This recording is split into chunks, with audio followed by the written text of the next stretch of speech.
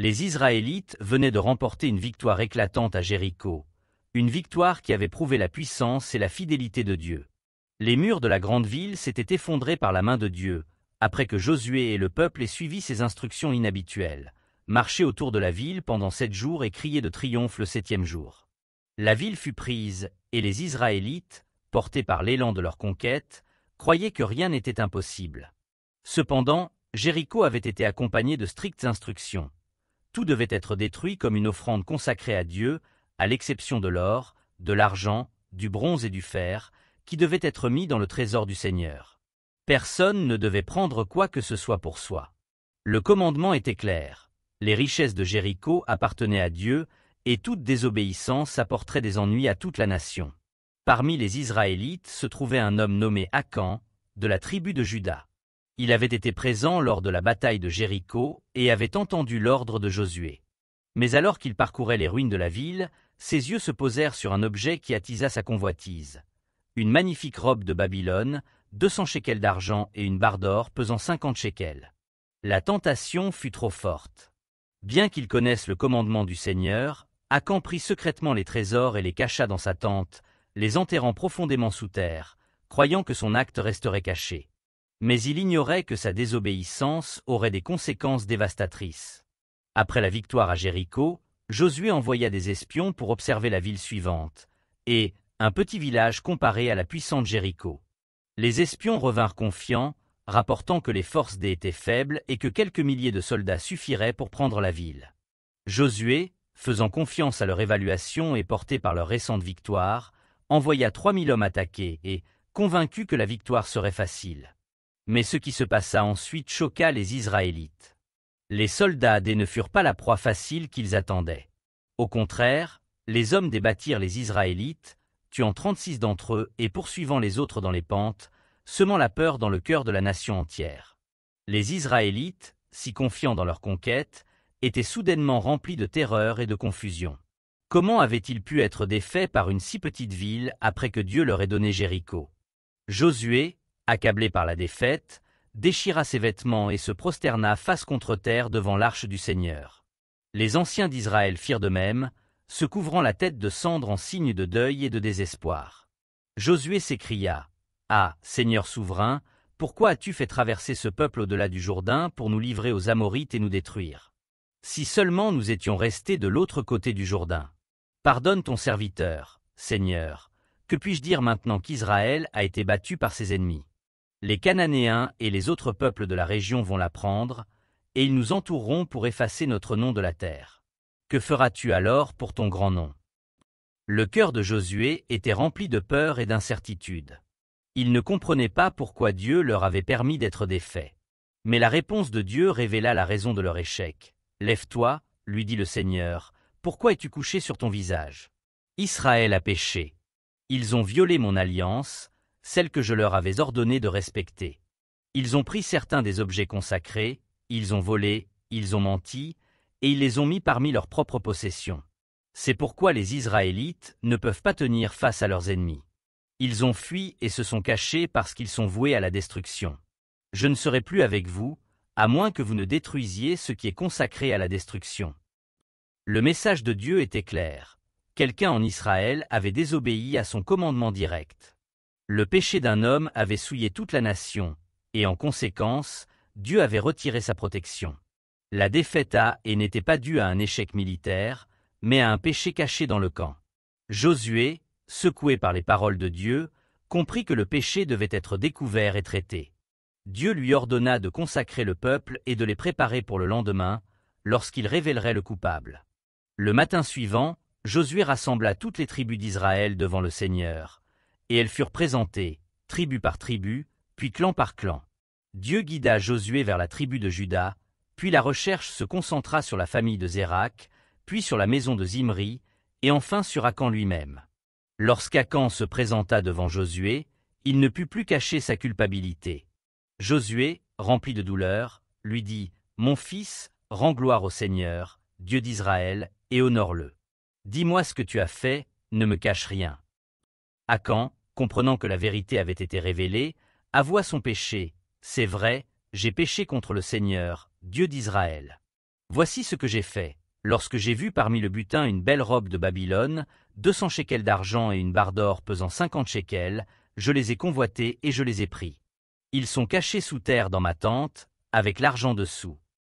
Josué envoya immédiatement des messagers dans la tente d'Akan, et ils trouvèrent les objets volés exactement comme il les avait décrits.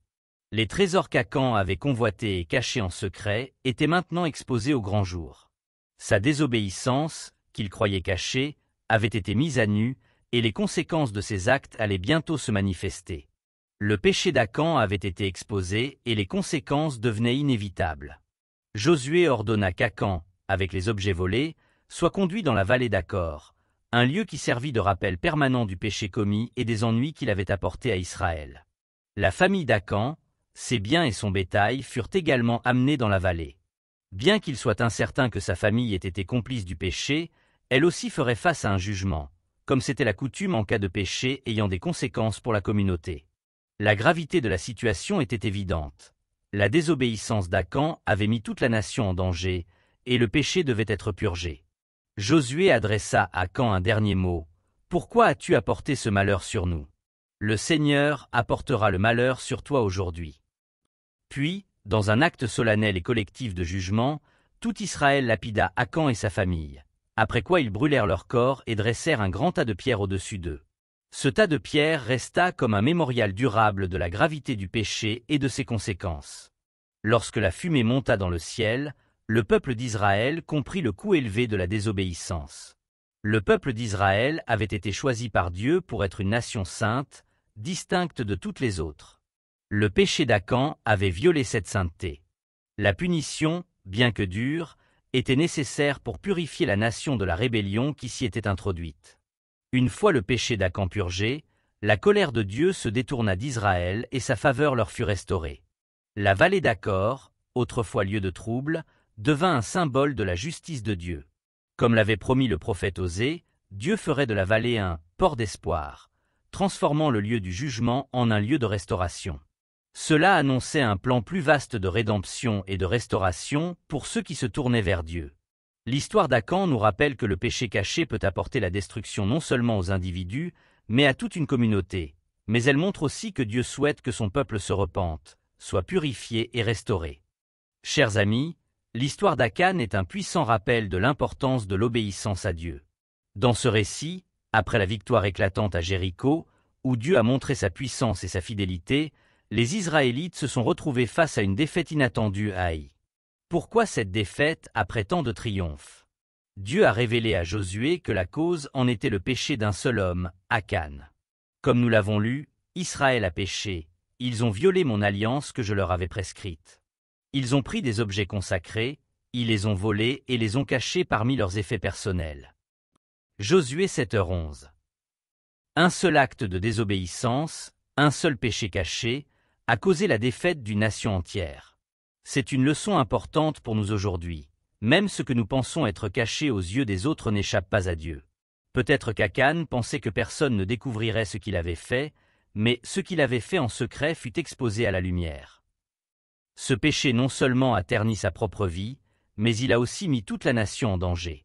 Et pourtant, l'histoire d'Akan n'est pas qu'une histoire de jugement. Elle nous montre aussi la miséricorde de Dieu. Après que le péché fut révélé et purgé, le Seigneur dit à Josué, « N'aie pas peur, n'aie pas le cœur abattu. Lève-toi, prends toute l'armée avec toi, monte contre Haï. Je livre entre tes mains le roi d'Haï, son peuple, sa ville et son pays. » Josué 8h01. Une fois le péché purgé, la faveur de Dieu fut restaurée, et la victoire fut assurée. Cela nous rappelle que Dieu veut nous restaurer. Peu importe nos échecs ou nos erreurs passées, Dieu est toujours prêt à nous accueillir à bras ouverts si nous nous repensons sincèrement. Mais cela nécessite de faire face à nos péchés et de les confesser. Ce n'est qu'en purifiant notre cœur et en obéissant à ses commandements que nous pouvons avancer vers la victoire, comme Israël l'a fait après avoir corrigé sa trajectoire. Mes chers amis, cette histoire est un appel à la réflexion et à l'action. Nous devons examiner nos vies et nous poser la question. Y a-t-il des choses cachées dans nos cœurs ou dans nos vies qui nous éloignent de Dieu? Prenons exemple sur Josué, qui a cherché la direction de Dieu et a obéi, même quand la situation semblait décourageante. Dieu est fidèle, et il nous guidera si nous lui permettons de le faire. Alors, si ce message vous a parlé et si vous avez été inspiré par la leçon de l'histoire d'Akan, je vous encourage à commenter cette vidéo pour partager vos pensées et réflexions. Likez si vous avez apprécié le message et si vous croyez que cette histoire peut aider d'autres à comprendre l'importance de l'obéissance à Dieu. Partagez cette vidéo avec vos proches et amis pour qu'ils puissent aussi en tirer des leçons et abonnez-vous à la chaîne pour ne manquer aucun contenu inspirant et édifiant. Votre soutien est précieux et encourage notre équipe à continuer de produire des vidéos de qualité pour vous. Que Dieu vous bénisse et qu'il guide chacun de vous sur le chemin de l'obéissance et de la restauration.